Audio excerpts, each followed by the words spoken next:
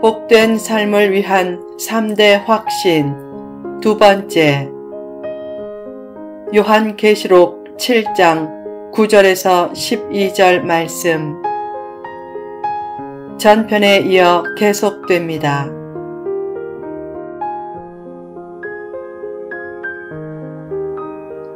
선은 반드시 승리하고 악은 반드시 실패한다. 의인도 때로는 7번도 넘어지지만 반드시 일어나 결국 승리하게 되어 있다.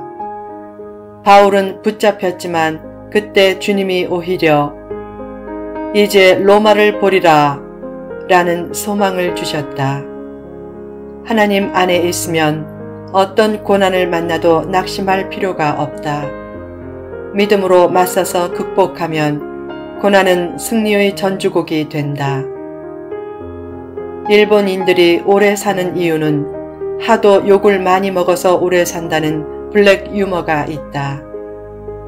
일본의 이름을 보면 욕처럼 들리는 이름이 얼마나 많은가. 마츠이 히데키, 무라마 요세키, 세키노 타다시, 다카다, 다나카, 나카지마 등등의 이름처럼 이름을 부를 때마다 떼끼, 세끼, 까지마 라고 매일 욕을 먹으니까 오래 산다는 의미심장한 교훈이 담긴 블랙 유머였다. 욕 먹는 것이나 고난을 두려워하지 말라. 시련과 고난은 더 영향력 있게 사는 지름길이 될 수 있다. 밤이 어두울수록 빛은 더 환하게 빛난다. 이제 끝났다, 가망이 없다 라고 생각도 하지 말고 언급도 하지 말라. 배는 풍랑으로 더 빨리 가고 연은 바람으로 더 높이 날아오르듯이 어려움을 내일의 찬란한 축복의 때를 향해 더 높이 들림받는 영적 휴고의 계기로 승화시키라. 그래도 두려움이 밀려오면 지난날 받았던 하나님의 은혜를 떠올리라. 어두운 밤에도 하나님이 등불과 피난처가 되어주시면 그 상황을 얼마든지 극복할 수 있다. 너무 어려운 문제에 직면해 앞이 캄캄하면 그 문제를 어느 정도 거리를 두고 보라. 문제를 가까이에서 들여다보면 손가락 하나만 가지고도 시야가 다 가려져 눈앞이 캄캄해지지만 그 문제에서 조금 떨어져 보면 그 문제가 그렇게 큰 난제가 아님을 깨닫는다. 힘든 문제를 보면 나는 이 문제보다 크다 라고 외치라. 그래도 문제가 즉각 해결되지는 않지만 문제를 바라보는 자신의 태도는 달라진다. 두려움을 키우는 것은 자기 마음이다. 문제와 맞서기도 전에 문제의 크기에 짓눌리지 말고 자신이 하나님의 자녀임을 똑똑히 기억하라. 성도는 아무리 나가 떨어져도 하나님의 은총 밖으로는 나가 떨어지지 않는다. 큰 문제가 있을 때 오히려 하나님의 은총은 더욱 생생해진다. 무협 영화를 보면 강력한 무공을 가진 악인의 공격으로 거의 죽는 줄 알고 눈을 감고 죽음을 기다리는데 조금 후에 보면 악인이 자기를 공격했다가 도로 튕겨나가서 죽어있다. 왜 그런가? 절세 무공을 가진 기인이 그 뒤에서 길을 불어넣어 주었기 때문이다. 실제로 그런 유사한 경험이 많다.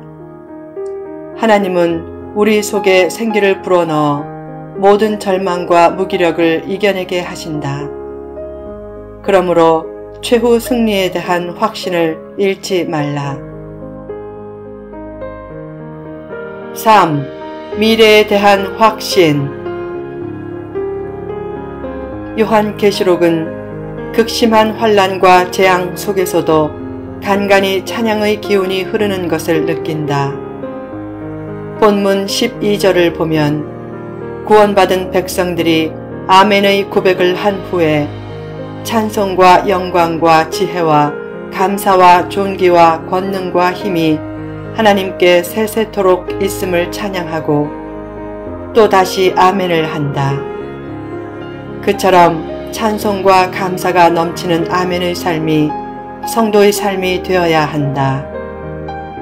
모든 위대한 믿음의 선진들은 찬양과 감사의 삶을 체질화시킨 사람들이었다.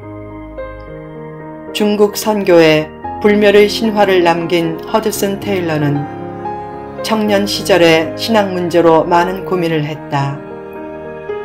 그러던 어느 날 그리스도가 완성한 구원이란 소책자를 보고 구원의 확신을 가졌다. 나중에 그는 이렇게 고백했다. 그때 저는 구원을 위해 제가 한 일도 없고 할 일도 없음을 깨달았습니다. 그때부터 하나님께 드릴 것은 오직 찬양밖에 없음을 깨달았습니다. 저희 진짜 신앙생활은 그렇게 시작되었습니다.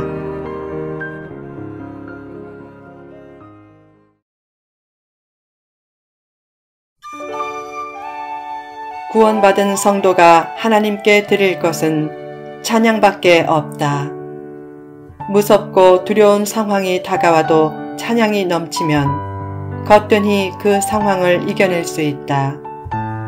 하나님은 나를 사랑하신다. 그래서 나의 미래는 보장되었다. 그 확신을 가지고 늘 자신감 있게 살라. 사람들은 현실이 고통스러우면 대개 고통의 이유를 찾지만 자기 성찰은 하되 고통이 왜 오는지에 대한 정확한 철학적인 이유와 변증은 찾지 말라. 고통의 이유를 잘 찾고 생각과 이성이 납득하도록 모든 것이 설명되어야만 하나님을 잘 믿거나 찬양할 수 있는 것은 아니다. 세상에는 설명되지 않는 미스터리가 많다. 성도의 고난도 미스터리다. 왜 하나님이 현재의 고통과 시련을 주시는가? 그 이유는 몰라도 한 가지 분명히 아는 것은 고통의 밤 건너편에는 나를 기다리는 찬란한 새벽이 있다는 사실이다. 이유를 알 수 없는 시련에도 나를 유익하게 하려는 하나님의 목적과 섭리가 있음을 믿고 하나님에 대한 확신과 자기 미래에 대한 확신을 가지라. 그때 고난을 이기는 엄청난 능력이 나온다. 하나님을 믿는 것처럼 위대한 일은 없다. 행복과 축복의 원천은 하나님이다. 하나님을 떠나면 행복과 축복이 없다. 최고의 재산과 유산도 하나님이다.